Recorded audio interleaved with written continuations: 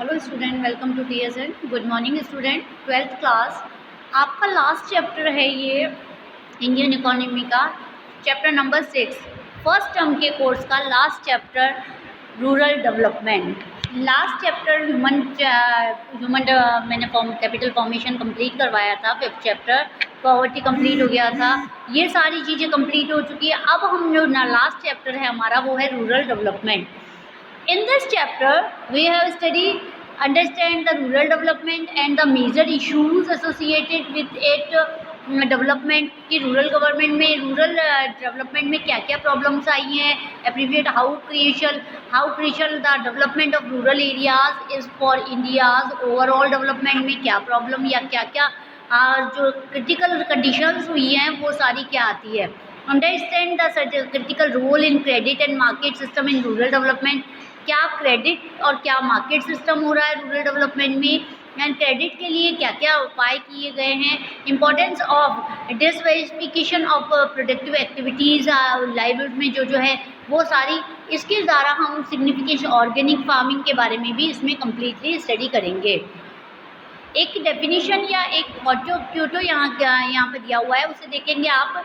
Only the tiller of the soil live by the right, the rest from their train and eat only the bread and dependent। ये क्या है, वास्तव में ये कहा जाता है जिसके पास ज़मीन है या जो राइट है, जिसके पास सॉइल है, मिट्टी है, वो वास्तव में क्या है, हमें खाने को दे रहा है, वही रोटी हमें दे रहा है।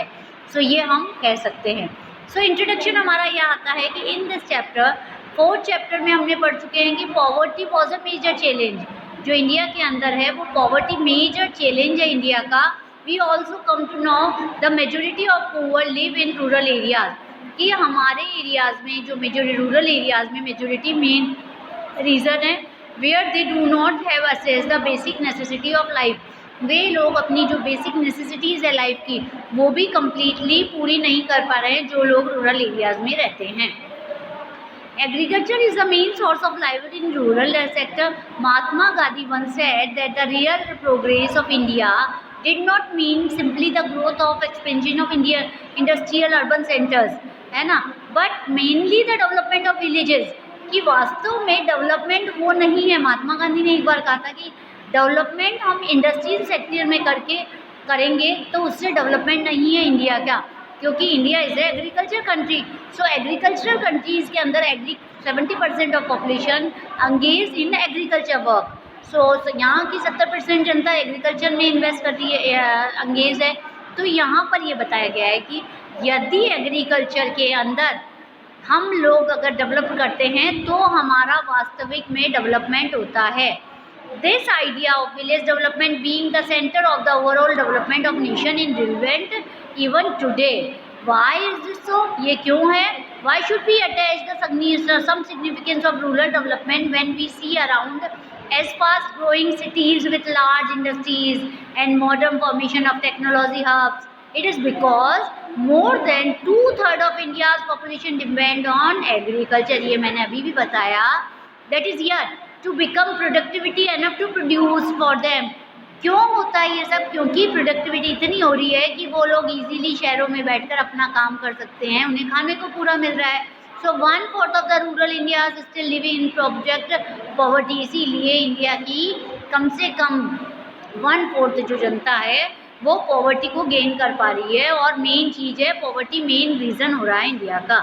That is the reason why we have to see a developed rural India in our nation has to realize real progress। What and does rural development implied? क्या rural development वास्तव में इम्प्लाई हो रहा है हमारे यहाँ पे? नहीं। सो इसके लिए मेन चीज़ है कि what is rural development, वास्तव में रूरल डेवलपमेंट है क्या। So rural development is a comprehensive term, एक वास्तव में एक कॉम्प्रिहेंसिव टर्म है। It is essentially focus on action on the development of areas. ये वास्तव में उन एरियाज़ पे फोकस करता है that are living behind in overall development of the village economy. वास्तव में रूरल डेवलपमेंट उन एरियाज़ को लिंक करता है जो कि हमारे विलेज की इकोनॉमी को डेवलप्ड करते हैं। Some of the areas which are challenging in need fresh initiative for development in rural India include. वास्तव में कुछ जो कारण है वो रूरल इंडिया के लिए मेन है, जिसके अंदर हमें क्या काम करना चाहिए, डेवलपमेंट ऑफ ह्यूमन रिसोर्स, इसके अंदर हमें ह्यूमन रिसोर्स को डेवलप करना चाहिए, जिसके अंदर लिटरेसी आ रही है, एक फीमेल लिटरेसी आ रही है, एजुकेशन स्किल डेवलपमेंट आ रहा है, हेल्थ आ रहा है, सैनिटाइजेशन आ रहा है एंड पब्लिक हेल्थ आ रहा है। ये अगर हम इनमें डेवलपमेंट करेंगे तो रूरल डेवलपमेंट अपने आप हो जाएगा। नेक्स्ट आता है लैंड रिफॉर्म। अगर लैंड रिफॉर्म हो जाता है तो बेटर है। Development of the productivity resources, जो प्रोडक्टिविटी रिसोर्सेज है उनमें डेवलपमेंट होना चाहिए, है ना। इंफ्रास्ट्रक्चर है development like electricity, irrigation, credit market, transport facilities, ये सारी रोड, ये सारी चीज़ें हमारे लिए अगर डेवलप्ड हो जाती है तो रूरल डेवलपमेंट अपने आप हो जाएगा। और special measure for alleviation of poverty, main चीज़ है पॉवर्टी में अगर ख़त्म किया जाए, वीकर सेक्शंस को पॉवर्टी पॉपुलेशन के जो उनको ऊपर उठाया जाए तो क्या कहलाएगा, तो हमारा रूरल डेवलपमेंट अपने आप हो जाएगा। All this means that the people engaged in the farms and non-farm activities in rural areas have to be provided with various means that help them increase the productivity। मतलब कि जो खेती के अंदर अंगेज है या एग्रीकल्चर नॉन खेती के एग्रीकल्चर के अंगेज हैं लोग, उनके अंदर उनकी प्रोडक्टिविटी में अगर इनका इंक्रीज़ किया जाता है तो डेवलपमेंट अपने आप हो जाता है। They also need to be given opportunity to diversity given in various non-farm productivity में भी इन्हें ऊपर उठाना चाहिए। सो स्टूडेंट, यहाँ पर मैंने अभी आपको कम्प्लीटली पढ़ा रही हूँ कि रूरल डेवलपमेंट में क्या क्या कम्प्लीट हमें होना चाहिए। It was observed is an earlier chapter, हमने अर्लियर चैप्टर में पढ़ा कि share of agriculture sector contribute to GDP. हमारे जीडीपी में मेन कॉन्ट्रीब्यूशन किसका आ रहा है, हमारे एग्रीकल्चर का आ रहा है, जो लास्ट कुछ ईयर्स में डिक्लाइन पे आ रहा है। The population depend on this sector did not show the significant change, कि यहाँ इसके अंदर जो पॉपुलेशन है अंगेज है वो वास्तव में कुछ चेंजेस नहीं कर पा रही है, रिफॉर्म नहीं हो रहे यहाँ पे। The growth rate of agriculture sector declare to about 3% per annum, जो 3% थी वो और नीचे आ गई है।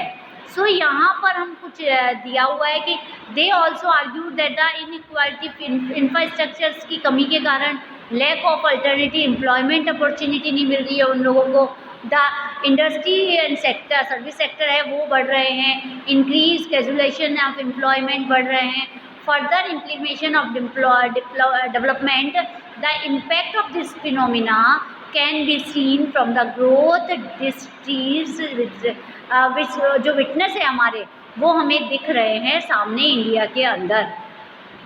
सो कुछ बैकग्राउंड है हमारे यहाँ पे जो भी हमें यहाँ पे आता है। और क्रेडिट जो है मेन, जो एग्रीकल्चर से क्रेडिट रिलेटेड है, marketing system, agriculture diversification and role of organic farming, वो हमें प्रमोट करना चाहिए।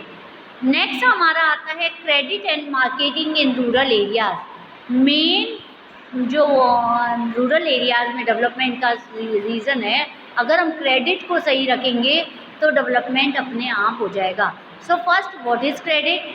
Growth of rural economy depends primarily on influence of capital from time to time to realize high productivity in agriculture and non-agriculture sectors as the time gestation between crop sowing and realization of income after production is quite long। आपको पता है rural economy depends है main agriculture पर।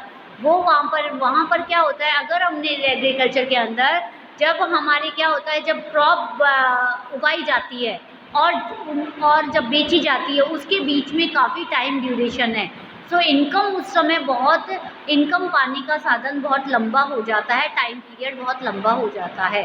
सो farmers borrow from various sources, इन सबको पूरा करने के लिए फार्मर्स अपना खर्चा उठाने के लिए बोरो करता है, है ना, कुछ सोर्सेज से। सो इनिशियल इन्वेस्टमेंट तो सीड, किस किस पे अपनी ये लंबा प्रोसेस जो होता है उसके लिए उसे बोरो करना पड़ता है, और उस बोरो के लिए उसे अपने उधार लेना पड़ता है, ऋण लेना पड़ता है। इसके लिए किस किस के लिए? वो initial investment of seed, fertiliser, implements and other family expenses of marriage, death, religious ceremony, इन सब के लिए उसे क्या करना पड़ता है? बोरो लेना पड़ता है, अपने उन सब चीज़ों के लिए। At the time of independence money lenders and traders exploit some small and margin farmers and landless labours by leading the term of high interest rate. आपको पता है जब वो बोरो करता है तो वो क्या करता था, पहले इंडिपेंडेंस तक टाइम तक लोग मनी लेंडर्स और ट्रेडर्स से वो क्या करता था, वो लोन लेता था या ऋण लेता था, तो वो लोग क्या करते थे, हाई रेट ऑफ इंटरेस्ट उनसे चार्ज करते थे। सो ये मेन चीज़ थी डेबिट ट्रेप का। सो ए मेजर चेंज, इसके बाद 1969 में एक चेंज आया when India adopted social banking and multi agencies approaches. इसके बाद कुछ चेंजेस आए गाँव में, उसके अंदर जो सामुदायिक ऋण देते थे, मतलब कि समाज जो कलेक्ट करके पैसा अपनी नीड के हिसाब से एक दूसरे को जो पैसा देते थे वो शुरू हुआ। इसमें अंदर हमने national bank agriculture rural development बनाया गया, जिसे नाबार्ड भी कहा गया, वो बनाया गया, सेटअप किया गया। और इसके बाद ये बताया गया कि 82 के अंदर अप्रॉक्स बॉडी, एक एपेक्स बॉडी बनाई गई जिसे नाबार्ड कहा गया। The activities of all institution involve in the rural financial system, जो कि रूरल के पूरे फाइनेंशियल सिस्टम को अडॉप्ट करती थी। इसके बाद द ग्रीन रेवोल्यूशन आया, जिसने क्या किया, मेजर चेंजेस किए फॉर द क्रेडिट सिस्टम, है ना, और क्या किया, पोर्टफोलियो चेंजेस किया rural credit towards production oriental trading lending में। जो उत्पादन होता था, जो प्रोडक्शन होता था, उसको बेचना और ख़रीदने के बीच में जो एग्रीकल्चर जो फार्मर्स का एक्सप्लॉयटेशन होता था वो कम किया गया।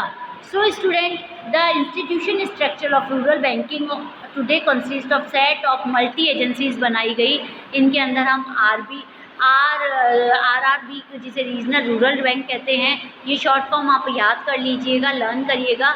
Cooperative and land development bank बनाए गए, ये क्या, और इसके अलावा सेल्फ हेल्प ग्रुप बनाए गए जिसे SHG कहा गया।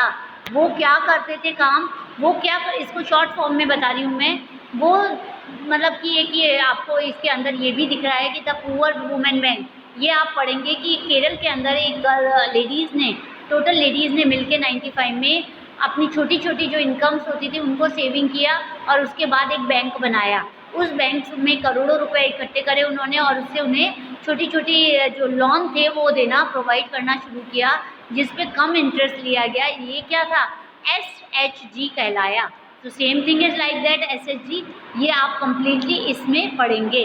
नेक्स्ट जो है वो मैं यहाँ कम्प्लीटली रूरल बैंकिंग के बारे में आपको बताऊँगी। So till then keep watching, thank